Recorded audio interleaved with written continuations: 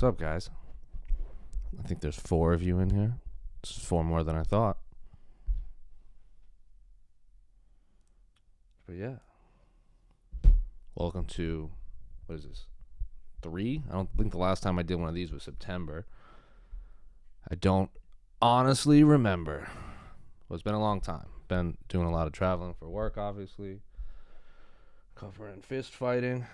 I did a few of these, I guess not live, but with Robbie and Clem of Barstool, the Basement Boys and My Mom's Basement, who are absolutely killing it with the comic book scene. Robbie's doing his thing on TikTok too.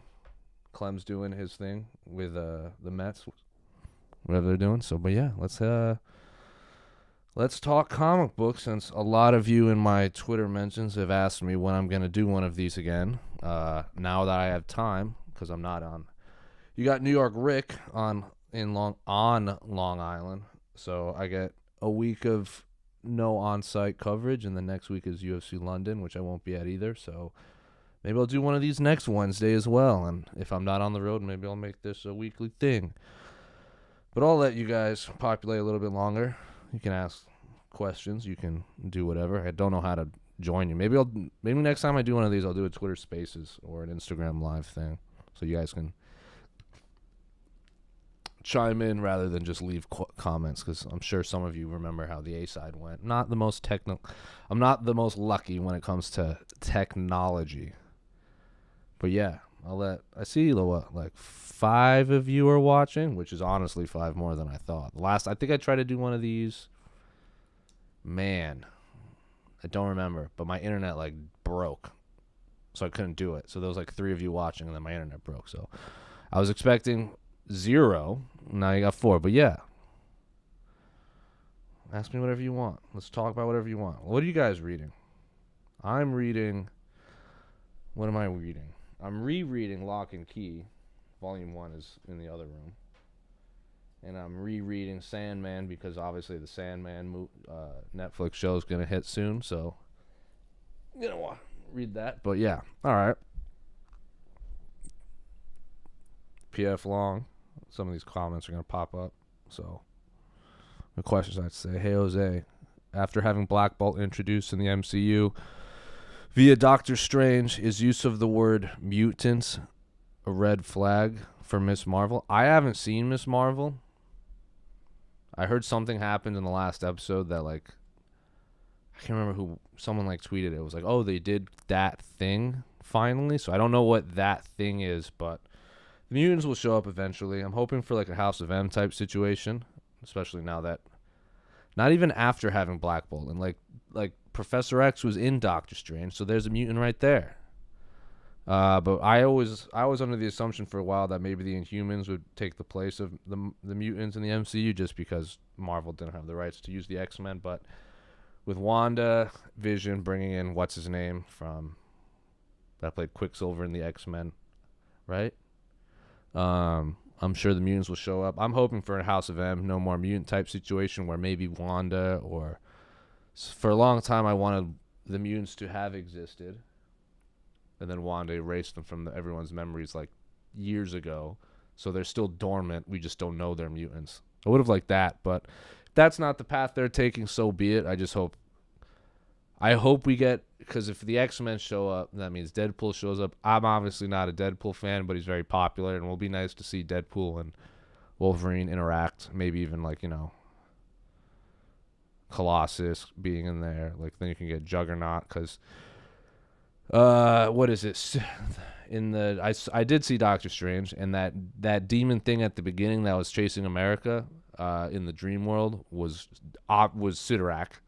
That was 100% Sidorak, the bands of Sidorak, and you can't have Sidorak without having the Juggernaut, because Sidorak is the one that, the curse of the Sidorak is what gives the Juggernaut his powers, and Juggernaut is obviously Professor X's brother. So if you have Sidorak, you have the Juggernaut, which means you have Professor X.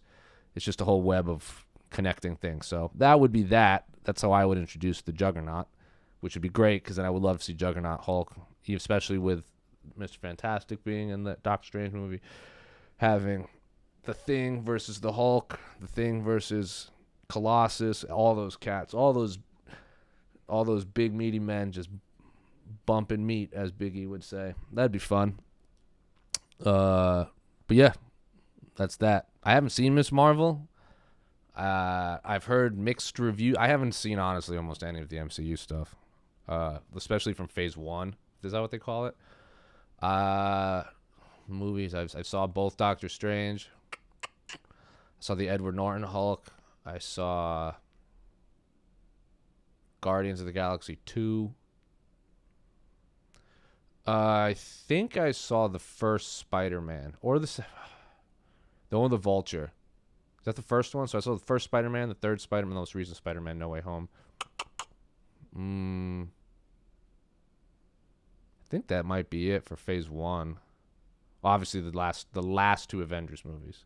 So Endgame and Infinity Gauntlet. Haven't seen the first two Avengers. I didn't see any of...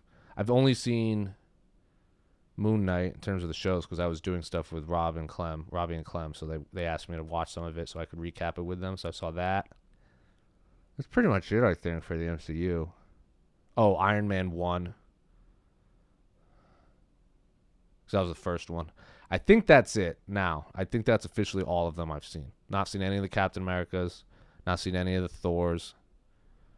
For Phase 2, I've seen Black Widow, Doctor Strange, the most recent Doctor Strange.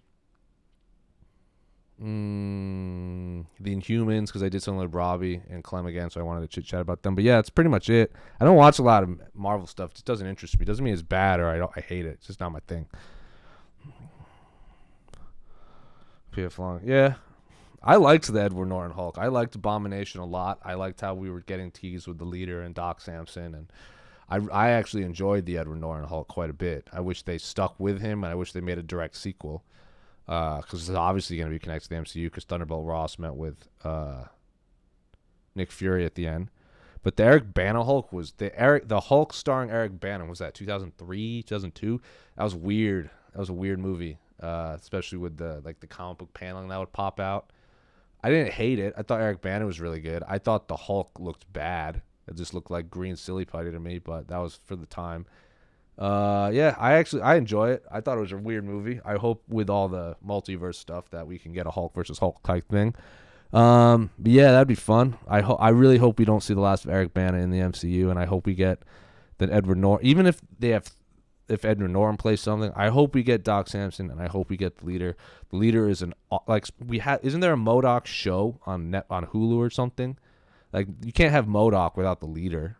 Like, the leader is one of the best villains especially Immortal Hulk, which I have all of the Immortal Hulk behind me.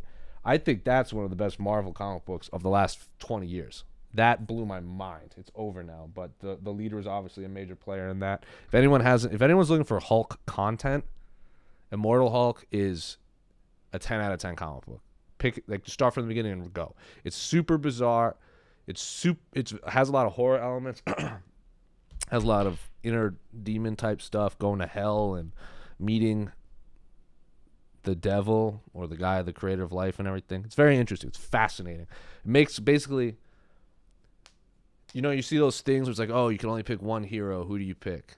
And it has like all the Avengers, or it's like you have $15 and you can only form a team. Who would it be? And then there's like tiers. And Hulk was like $5, and then so if you picked Hulk, you'd have $10 left. After you read Immortal Hulk, you'd realize all you need is the Hulk, and then you have $10 for popcorn to just watch him beat everybody. The Hulk is infinitely powerful. In fact, I don't want to give away the ending, but he basically there is nothing else but the Hulk at the end. So Hulk rules, and I hate the MCU's portrayal of the Hulk because it very much makes just Hulk big, angry, strong man, which is just not the case. The Hulk is a very layered, fascinating character whose power is diminished in the MCU. JP, the new Thor movie is the worst I've seen. Hey man, I haven't seen it. Robbie loved it. Some people hated it. I don't know. I really like Gore the God Butcher a lot. I really want. He looked silly to me. Obviously, they can't pull off what he looked like in the comic books. But again, you can't have Gore the God Butcher without the symbiotes because his sword is essentially a symbiote, and you can't have Gore the God Butcher without, Null, who's one of the cooler villains of the last few years. The symbiote god that created symbiotes, who basically existed before life. The Celestials from the Eternals movie came and created life, and he was like, "Go away! I want my darkness back." So you can't have Gore the God Butcher without symbiotes, and you can't have symbiotes without Null. So hopefully this is just foreshadowing, because in the comic books, Gore the God Butcher gets his sword when there's two gods killed each other. They each stabbed each other simultaneously and fell to earth. I'm not going to give away the full thing because you guys should read it. And Gore at the time was caveman type person, Neanderthal type individual, and goes and investigates, and the armor of the sword or armor, whatever, of the black armor turns into a sword, and that's Null with his symbiote. So that was super foreshadowing. So you can't have Gore the God Butcher without Null. So, but in terms of how good the movie is, I don't know. I haven't seen it. I probably won't see it. So it is what it is. Abomination was in Shang-Chi and Falcon Winter Soldier. I did see Shang-Chi. I forgot about that. Looks cool. I like Shang-Chi, the hero in the comic books, is fine. I understand why they did it for the movies. But yeah, I did see Abomination. I thought that was pretty cool. So hopefully we get more, because Abomination is more powerful than the Hulk in some comic books. So hopefully that keeps up. What comic book series that you've seen turned into a movie would you like to see redone, and who would it star? Spawn would be awesome. Hey man, I'm not a Spawn fan at all. I don't like anything to do with Todd McFarlane, but I understand why people like him. He's not for me. There's few people in this industry that I don't respect, and I don't have a lot of respect for Todd McFarlane. That being said, Spawn is incredibly popular and makes a lot of money. So it's also, you need more black superheroes. So if they want to do Spawn, so be it. And they are remaking Spawn. I'm pretty sure Jamie Foxx is playing Spawn. The last I heard. I don't know if that's still happening, but what comic book series? I mean, my favorite superhero growing up, I've read all of it, I own all of it, is Ghost Rider. I own all the Johnny Blaze Ghost Rider from the original run. I own Volume 2 with Dan Ketch. I have Trail of Tears, which is the prequel, which is Ghost Rider in the Civil War. I have Ghost Rider when they relaunched in, I think, 2007 with Johnny Blaze. I have those one-offs from 2001 with Johnny Blaze that aren't really relevant anymore. I have all. If there's a Ghost Rider content, actually, and honestly, this week Ghost Rider restarted. Not restarted, but they brought him back. They brought Johnny Blaze back again for some reason. So probably Ghost Rider, just because he's my favorite. He's by no means the best hero at all. I've heard rumors that Norman Reedus wanted to play Ghost Rider. If that's the case, I would really like to see him play old man Johnny Blaze, because if you've read Volume 2 of Ghost Rider with Dan Ketch, you know that it's the original Ghost Rider, Johnny Blaze, from the 70s and 80s. How would I describe this? Exorcised the demon in him. So Zarathos was the original Ghost Rider, and they were two different entities. He didn't get to keep it. So when Johnny Blaze turned into Ghost Rider, it wasn't Johnny Blaze's mind in a demon's body. It was two different entities, sort of like the Hulk before Hulk got smart. So he exorcised his Zarathos from him into the crystal, and then flash forward to early 90s. Dan Ketch finds this bike, and he turns into Ghost Rider, and he becomes the demon, not Zarathos. He becomes Noble Kale, and Johnny Blaze sees Ghost Rider, which is a completely different entity from Zarathos, because Zarathos actually becomes a villain later on in that series. Johnny Blaze thinks it's the same demon, so he goes to fight him, and it turns out that he's not the same demon, and they team up, and he gets a Hellfire shotgun. So it's basically old man Johnny Blaze teaming up with the new Ghost Rider. And I know Ryan Gosling wants to play Ghost Rider, so I would not hate if Norman Reedus played old man Johnny Blaze and Ryan Gosling played Dan Ketch. I think that would be really, really awesome. I think that would be the way to go.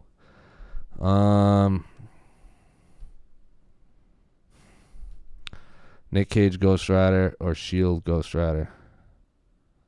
I mean, the Nick Cage Ghost Rider is the Johnny Blaze Ghost Rider.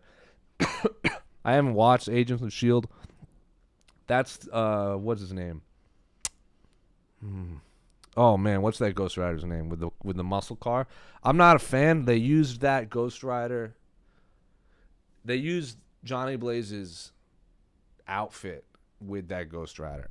What's his name? I'm gonna look it up real quick. I started that. Yeah, Robbie Reyes, the Hispanic Ghost Rider. It's fine. It wasn't my favorite. I understand why they did it. I think since then they've gone back and added to the lore of Ghost Rider, so it makes sense. But at the time when it came out, I hated it. I just didn't think Ghost Rider needed a car. I didn't think he needed to be a little teenager. I didn't think he needed like knives or anything like that. But then since then they've added to like Ghost Riders over time. There's been multiple Spirits of Vengeances through the years, and they've all done different things. There's been like Ghost Riders from like Africa that rode like flame elephants and stuff like that. So now it makes sense. But at the time they didn't have that, and I just thought it was silly and dumb. So if they do Robbie Reyes, so be it. I wouldn't hate it if that Robbie Reyes kind of became the, if they used Robbie Reyes and Old Man Blaze or Old Man Dan Ketch. Wouldn't hate that either. But I digress. Hulk versus Batman. All right. Cool. One's Marvel and one's DC. Obviously, a lot of people say Batman beats anybody, which is fine. But it really, if you think about it, and I've said this for years, these characters are fictional. So arguing about who wins what is a moot point. I think whoever the writer is, whatever they write, is what happens. Because if you think about it, Superman is not losing to anybody, including the Hulk. Batman beats Superman all of the time. And then if a writer writes Superman kills Batman, people argue about it. I'm like, well, it's that writer's story. In this story, Superman beats him. So anyway, also, Superman has rules. People that complain about Superman being a Boy Scout and is a lame superhero, they don't know what they're talking about. Superman rules. Crazy Loco 239. Finished Irredeemable, Why Less Man. Bought Sculptor, but haven't started. Cut up on One Piece and One Punch Man. You cut up on any of those manga? I have all of Irredeemable behind me. I've read it all. That is such a good comic book by Mark Waid. Right? Mark Waid? Is it Mark Waid? Where did I put it? It's somewhere back here. There it is. Yeah. Oh, you can't really see it, but Irredeemable and Incorruptible. You should read Incorruptible, which is like the side story. It's like a parallel story at the same time as Irredeemable with some of the characters. That fantastic. Why the Last Man, I think, was 2 volumes too long. I think it should have ended at 8, and they should have cut a lot of this out, cut a lot of it out. But that's fantastic too. Brian K. Vaughan is like, the best comic book writer going right now. Sculptor is a masterpiece. I think Scott McCloud is an actual genius. I think he's kind of be above a lot of his contemporaries in terms of what he brings to the table. I love Sculptor so much. I tattooed the Sculptor on my body. I don't want to give away what this scene is because everyone should read the Sculptor. It is right. I just see it. I just saw it right here. 10 out of, that is one of the greatest comic books I've ever read in my life. Everyone should go read The Sculptor. I'm not going to give it away because there's twists, there's turns. It's such an interesting story. I don't want to talk about it too much because you all should read it. I'm not caught up on One Piece, the show or the manga. I'm on like episode 560 on the show, and I haven't read much of them. I started the manga, haven't finished it, but I'm even further behind on the manga. I've seen all of One Punch Man, and I read the original One Punch Man webcomic. It's fun. It's not my favorite, but it's good. It's good content. Just like turn your brain off and watch stuff. But yeah, Irredeemable, 10 out of 10. Really makes you rethink. Of these, what is it? Who's the cat from The Boys? Oh man, you guys know what I'm talking about. I'm not a Boys fan either. Of all of the like knockoff Supermans of the world, the Plutonian from Irredeemable is fascinating. And of all of these, what if Superman went crazy type stories, like The Boys, what's that? Invincible, like all of these stories, Irredeemable is the best. They did it the best. Grant Morrison's All-Star Superman was really fun. Well, Grant Morrison's All-Star Superman is I would say one of the 10 greatest DC comics ever written. And it's dating to 2000. I fail to see a lot of DC story arcs that are better than that. If you want to say Miracle Man by Tom King, I won't argue. I think is it Miracle? Was it Miracle Man? Which one did he write? It's somewhere back here. I lose track of a lot of my comic books because they're just everywhere. Yeah, you guys know what I'm talking about. Anyway, but yeah, if you want to tell me, Mr. Miracle, not Miracle Man. I get those confused. Miracle Man is an Alan Moore, Neil Gaiman type thing, which is incredibly violent as well. Don't read it if you're a kid. That is also much better than The Boys. Yeah, All-Star Superman is a masterpiece, and if you hate Superman and then you read that and you still hate Superman, something is wrong with you. Everyone go read All-Star Superman by Grant Morrison and Frank Quitely. I'm also a huge mark for Frank Quitely. I like everything he does. I like everything he will do. And if he draws or writes something, I'm going to consume it and I'm going to love it. Grant Morrison is fantastic. I really like their interviews and their concept of the comic book industry right now. They're phenomenal with Batman, but this was their masterpiece. This is their magnum opus, and this is if someone ever goes, recommend me a Superman story, give me a good Superman story, it is always this. It starts and ends with All-Star Superman.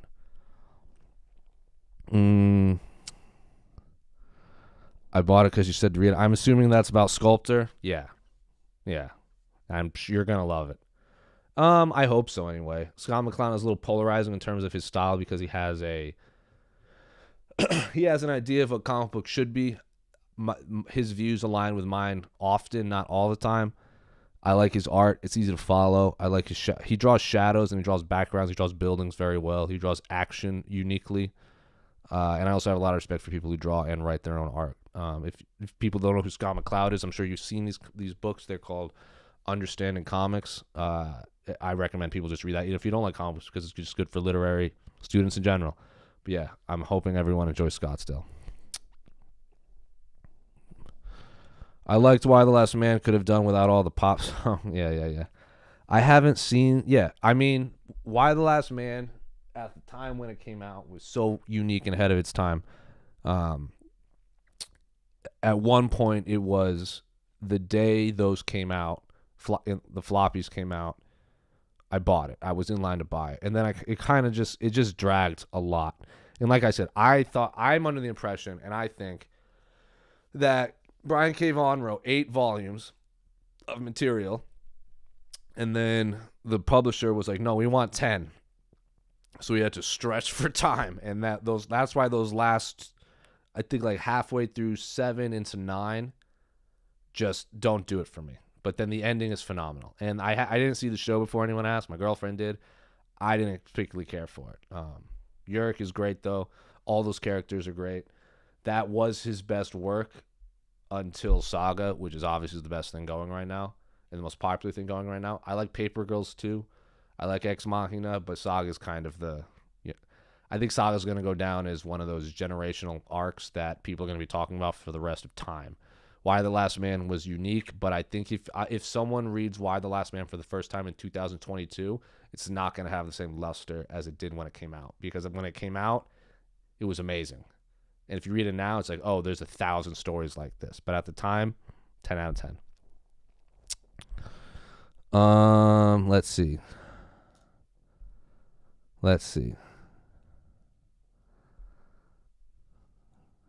A lot of people like Frank Quitely. Frank Quitely's the man. Grant Morrison is awesome too. The combination of them together is magic.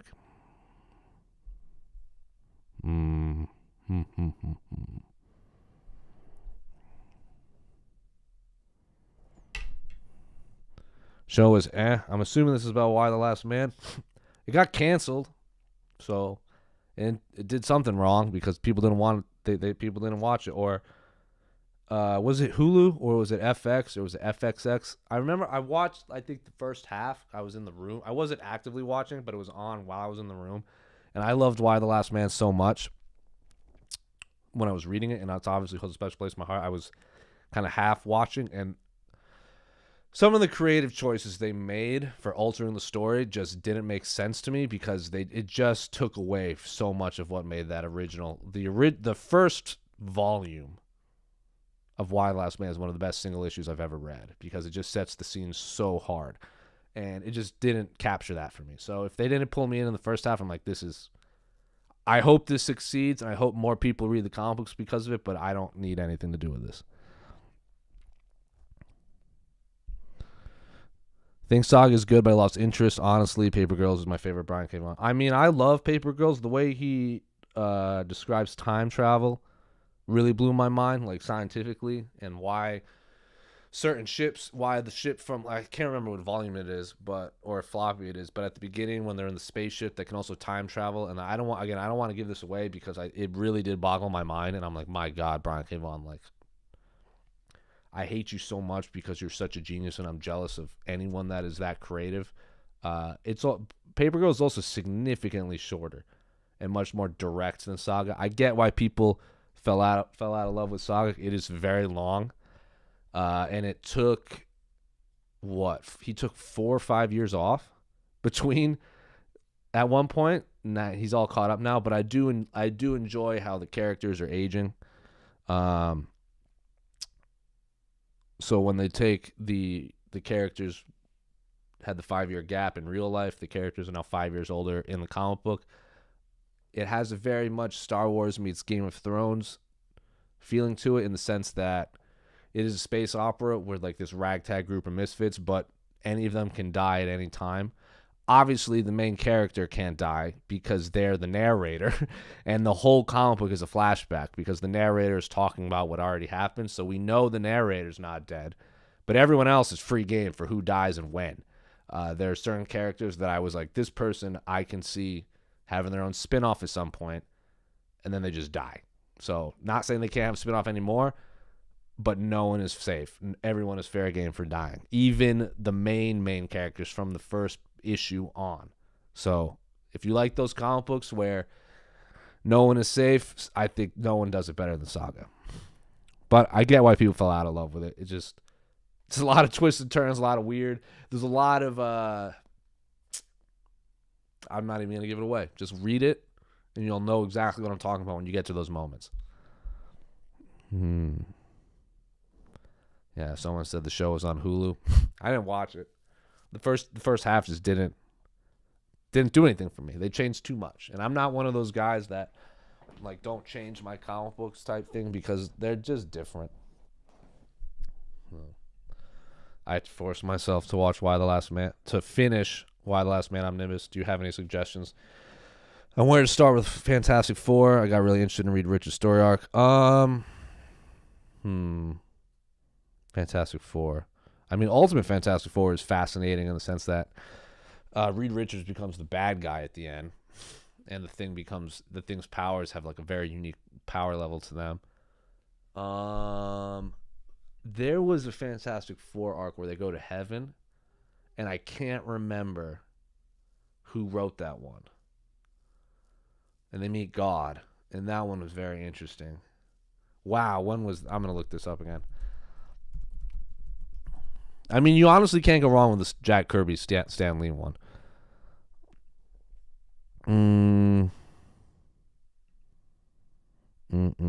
It was, man, Mark Waid, of course it was Mark Waid. So I would say like in the early 2000s, so pretty much anything by Mark Waid, fantastic. I love Mark Waid in general. He's the only one that made me interested in, like, you guys have all seen the Archie comic books from, like, when you're checking out at the supermarkets. He wrote Archie at one point. So, yeah, anything that gets me interested in that is just he's the man. Mark Waid wrote this Fantastic Four arc where they meet God, they go to heaven, and everything like that. That one's fascinating. Ultimate Fantastic Four is also fascinating. You could also just start with the originals, Stan Lee and Jack Kirby, Fantastic Four issue 1, and just go. The Mr. Fantastic's Invisible Girl wedding is one of the most sought after floppies out there. It's very well read. I think that's the best because we've had wedding issues a lot before, like Jean Grey and Cyclops and Mary Jane, Peter Parker. The best wedding floppy is very clearly Mr. Fantastic, Invisible Girl. So can't go wrong. I haven't read a ton of Fantastic Four. I like Fantastic Four. I really like the Human Torch. I think they'd work a lot. I think they work much better when they're guest heroes. So like when the Fantastic Four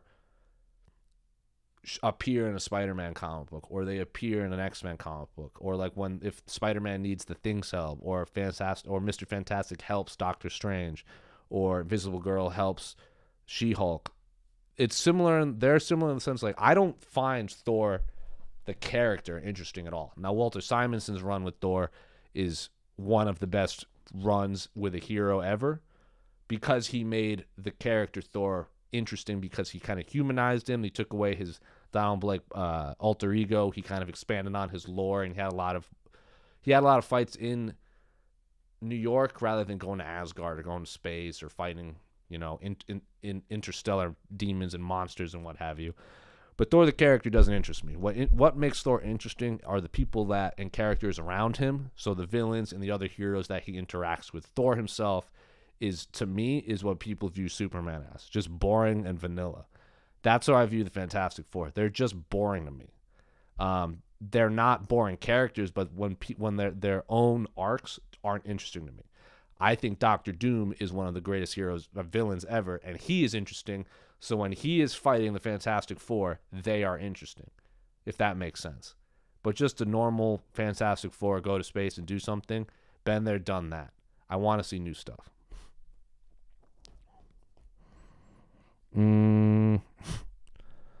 I have a 7-year-old. Any suggestions? Second grade level? Yeah, Bone by Jeff Smith is one of those comic books that anyone can read from the ages of 6 to 60. Bone is it is a comic book. It's a comic book. It's done. It is, you can get it in color or you can get it in one giant book that's in black and white. Either's fine. But it is a fantasy medieval type thing with dragons, and it's like it's in the same realm as Game of Thrones. It's not in the world of Game of Thrones, but it's similar in that lore and like building and castles and dragons and magic and this hidden conspiracy in this part of the world. But it is, I read it when I was 7 and I was obsessed with it, and I reread it a couple years ago and I was still obsessed with it. And it's one of the ones where if you have a coffee table and you need a coffee table book, the Bone Omnibus is perfect because the art's good, the writing's good, and anyone from all ages can read it and become obsessed with the characters. Plus the Bone characters like Funny Bone and all this stuff are very rudimentally drawn, so it's very, like, a kid can latch on to those characters. I keep hearing they wanted to make a show, but it keeps getting canceled. It would make a great show too, but Bone, anything. For any age group. I'm pretty sure Scholastic Books is the publisher that did it, so if anyone remembers those Scholastic Book Fairs as a kid, they would always sell them. Or when they had, like, the Disney magazines, there would always be a Bone comic strip in it. So if your kid is reading at a second grade level, Bone by Jeff Smith is the one to go to, because I read it when I was that age and I was obsessed with it. Yeah, Bone was great for any age group, 100%. That is the one I would give anyone. Ultimate Spider-Man is really good too. When he's like a couple years older, I think that's the perfect Spider-Man arc. I don't have a ton on hand for 7 and 8-year-olds. Spider-Man's always good. Miles Morales is always good. Yeah. You could give them where is it? Mouse Guard is very good. It's just like mice. It's like medieval mice. Like if they were mice in the Middle Ages. Sort of in the same sense as Bone, but a little more like, if anyone remembers that TV show Redwall or that book series Redwall, it's in that vein, but a little more mature. So maybe in a year or two he can read that, or if he wants to read that now. But yeah, Bone's the way to go. Bone is for everybody. Sounded weird, but yes. Bone by Jeff Smith is the perfect comic book for young people.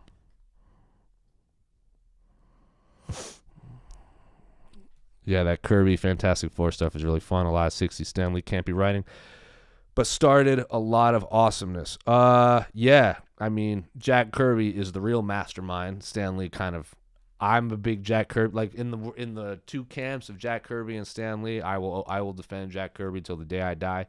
I think he is the actual godfather of Marvel comic books. I understand Stan Lee did everything he did, and he's really important, and he should not be forgotten, and he deserves all the praise and everything he gets.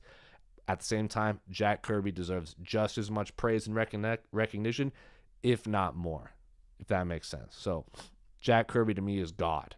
There's a reason why when the Fantastic Four meet God in that arc I was talking about, he looks like Jack Kirby. The God of the one above all, as he is called, looks like Jack Kirby for a reason. He is the actual mastermind of the Marvel comic book. And everything in the MCU, you're like, everyone that loves the MCU should just write an open letter to Jack Kirby. He's great. I gave my nephew Ultimate Spider-Man. I'm his favorite uncle. No, yeah, he's 12. Yeah. He's Ultimate Fantastic Four to me. Like I've consumed almost everything Spider-Man since I was a kid. I've read the original, like Steve Ditko's, Stan Lee, the John Romita Seniors, everything. Those awful clone sagas, when the stupid symbiote sagas, the Maximum Carnage that ran too long. If it was there, I read it.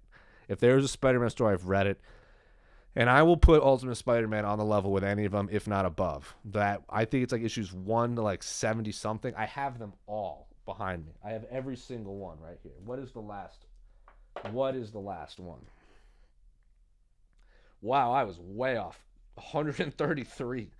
So from issues 1 to 133 of Ultimate Spider-Man, I'll put by Bagley, I'll put against any run in Marvel. That is the best. Especially if he's young. That's one of those other ones where it might be a little too mature for like, first, second, third grade. I'd start maybe in fourth grade, give it to him, because at that point they kind of know some stuff about life. The Spider-Man Peter Parker is, I think, 15, 16 in that one, which I think Peter Parker is the best when he's in high school trying to balance high school life with being Spider-Man. Big fan of the Ultimate Mary Jane. Not a big fan of the Ultimate Gwen Stacy and how they kind of handled that whole thing, but it's the best. Everyone, because I get a lot of messages saying like, oh, I want to get into Marvel comic books. What should I start with? I often give them Ultimate Spider-Man because that is a fantastic entryway into the Marvel comic books. Yeah. Fantastic Four 1, 2, 3, 4 is Morrison, J. Lee recommended. Yeah, and honestly, obviously anything by Morrison is great. Yeah, we'll do this for a few more minutes, and then we'll call it a day. Maybe I'll do this again next Wednesday. Maybe I'll do a Twitter Spaces. Who knows? I don't even know who. 12 people? Who are you people? Why are you watching me? I honestly thought like one person would tune into this, so it's all gravy to me. What are you guys reading? Tell me what you guys are reading. Tell me what I should read. I've read a lot. Give me something new. I got to go pick up the new Ghost Rider when it comes out, but that's it. That's like the only new thing. I guess technically I have to pick up the new Hellblazer. Hellblazer 26, because I have Hellblazer 1 through 25. But yeah. People always ask me if I also read all of these comic books behind me. The only one I have not read, where if any of you watched MMA Fighting preview and post shows, I have not read Ode to Kirihito. That's just because I just got it. Everything else I've read. So I'm gonna start that once I finish rereading Sandman. Anything else on the shelf you would recommend? Any thrillers? This person said, I want to know about indigenous comic books. I would like indigenous. Do you mean Native American? Because if you mean Native American, I can answer thrillers and I can answer this with the same thing. But yeah, so if you want thrillers, do you mean like action? Do you mean spy? Do you need like noir? Do you need crime? I need like thrillers. Could be anything. Like I'm thrilled by the Sandman. So if you guys answer those questions, I can answer those. Bro, I've only read Naruto manga. Gonna start the One Piece manga after I catch up. Besides that, not much comic book manga reading. Man, good luck catching up with One Piece. Naruto's great. I've read a big chunk of Naruto, obviously. I even have it like tattooed on my bodies and stuff, but not consumed any of Boruto yet. But respect, if you're trying to catch, you're going to need like a year to catch up on One Piece, honestly, or just don't stop reading. Awesome. Certainly native. Okay, so there is, if you want suspense and you want mystery, and you want crime and anything, let me see if I can find it on this shelf first. Oh, man. I don't know where it is. It's on this because I've read it, and I own all of it. Wow, this is going to bother me. Hold on. Huh. That's weird. I don't know where they went. Oh, wow, I'm silly. It's right here. It's volume 2? Volume 1. This is called Scalped by Jason Aaron. It is, don't read it unless, it's also, this is, imagine if The Sopranos took place on an Indian reservation. It's unbelievable.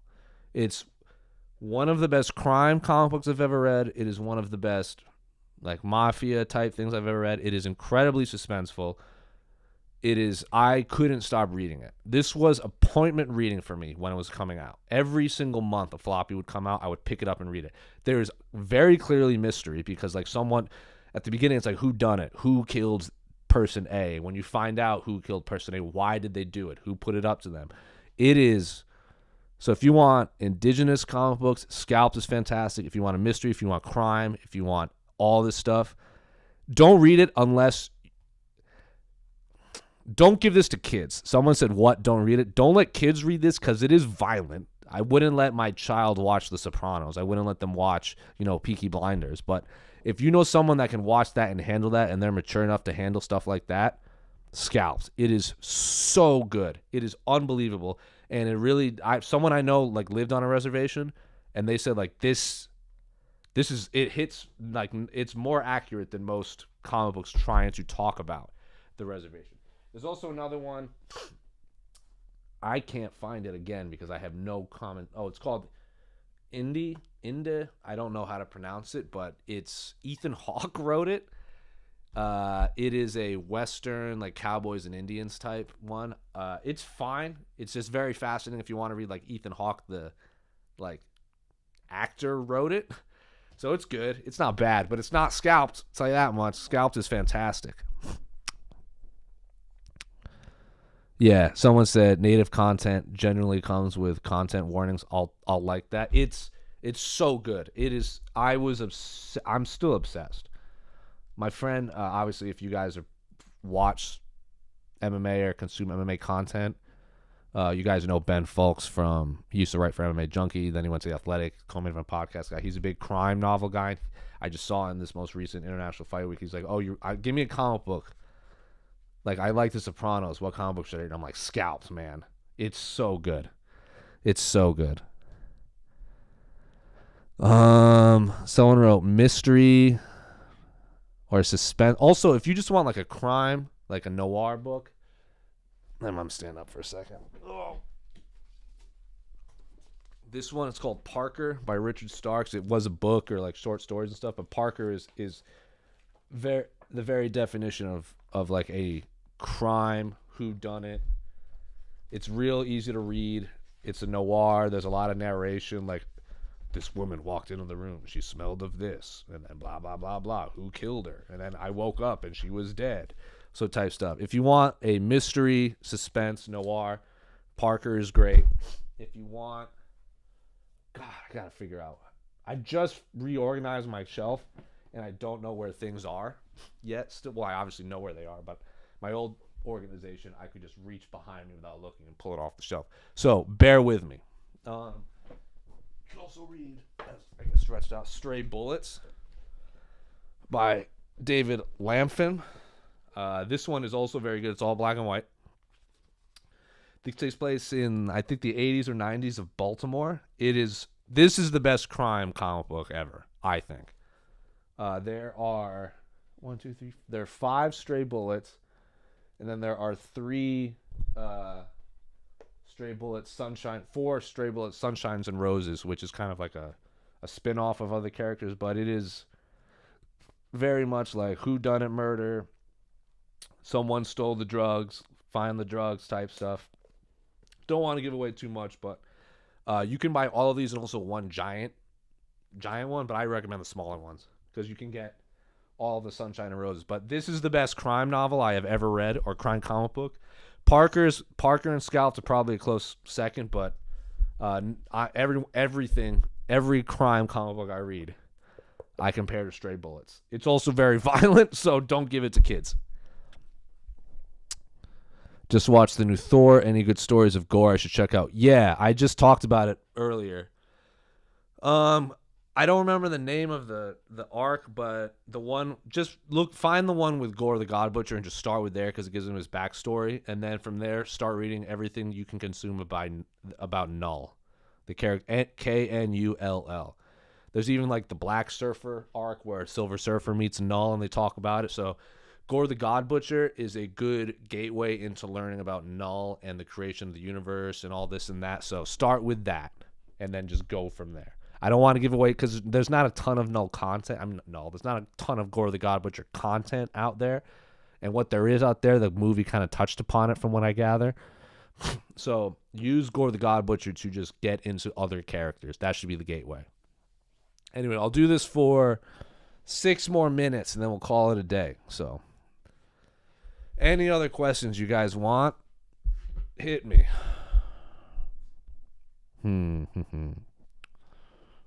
I drink my drink. I'm here for all of the Stray Bullet questions, too. This is so good. I need a Stray Bullets tattoo at some point in my life. There's just so many panels I want to get that I just don't quite know what I want to get yet. Anyway, maybe we'll wrap it up early because it seems like you guys have asked all the questions that you want to ask. But if there's anything you take away from this, read Bone, read Stray Bullets, read Scalped. Don't let your children read Stray Bullets or Scalped, that's for sure. Let them read Bone. Let them read Ultimate Spider-Man. And that should be it. Yeah, we'll wrap it up early. But you guys, thanks for tuning in now there's 10 of you. That's still 10 more than I thought would tune in. Let's do this next week. Maybe I'll do Twitter Spaces because I have more Twitter followers than YouTube subscribers. And then you guys can ask questions. You guys could join the rooms and ask questions then. But until next week, thanks for watching, guys. I'll see you again another time, and we'll chat comic books.